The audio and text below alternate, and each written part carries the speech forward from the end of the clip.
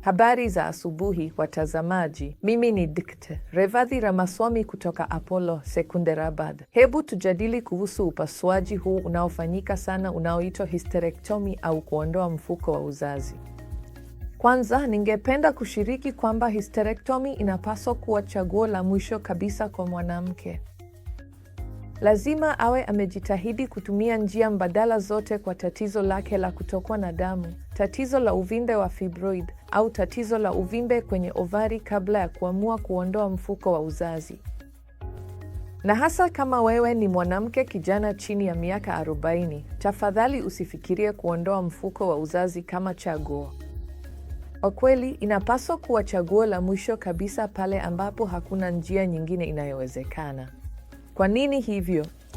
Nikuambie, ovari ndizo chanzo cha homoni muhimu zaidi kwa wanawake, kama vile estrojeni, progesteroni na kiasi fulani cha testosteroni.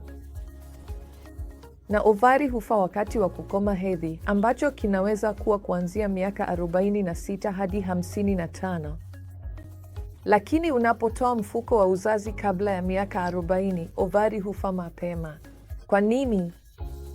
Kwa sababu mtiririko wa damu wa ovari na wa mfuko wa uzazi umeunganishwa katika maeneo fulani, na tunapotoa mfuko wa uzazi, tunaharibu mtiririko wa damu wa ovari.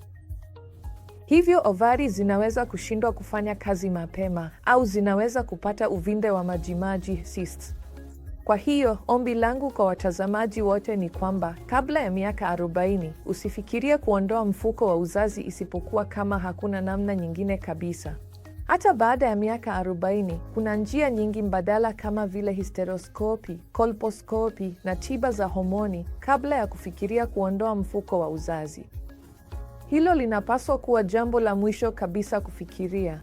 Daktari anaposema kwamba hakuna njia nyingine isipokuwa kuondoa mfuko wa uzazi, hapo tu ndipo uanze kufikiria kufanyiwa hysterectomy. Asanteni sana marafiki.